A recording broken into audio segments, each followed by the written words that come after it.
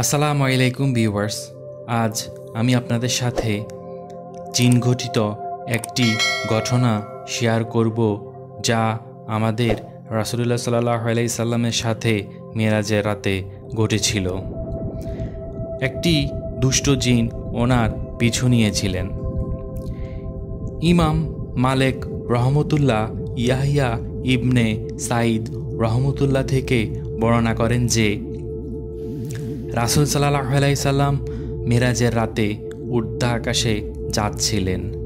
তখন এক দুষ্ট জিন আগুনের স্ফুলিঙ্গ নিয়ে তার পিছু নেয়।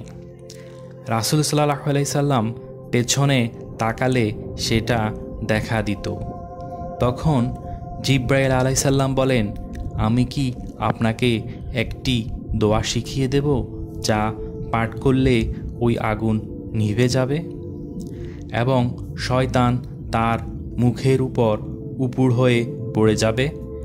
রাসূল সাল্লাল্লাহু আলাইহি সাল্লাম বলেন, কেন শিখিয়ে দেবেন না? তখন জিবরাইল আলাইহিস সালাম বলেন, তাহলে আপনি বলুন।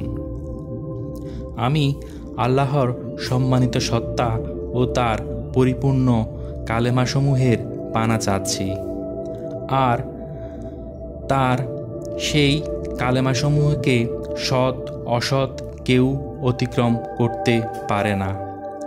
আমি পানা চাচ্ছি ওই অনিষ্ট থেকে যা আসমান থেকে জমিনে অবতীর্ণ হয় এবং জমিন থেকে আসমানে উত্থিত হয়। পানা চাচ্ছি ওই অনিষ্ট থেকে যা জমিনে সৃষ্ট হয় অথবা জমিন থেকে বের হয়। পানাহা চাচ্ছি রাত দিনের যাবতীয় ফিতনা থেকে। পানাহা চাচ্ছি রাত দিনের আগমনকারিণীদের অনিষ্ট থেকে। তবে যে কল্যাণ নিয়ে আগমন করে, সে কল্যাণ আমার জন্য। হে পরম করুণাময়, কবুল করুন। এই দোয়াটির ফায়দা হচ্ছে, এই দোয়াটি আমাদের প্রত্যেকের মুখস্থ করা উচিত। পথে ঘাটে কখনো কোনো বিপদে উপলব্ধি করলে এই দোয়াটি পাঠ করে আমরা উদ্ধার পেতে পারি।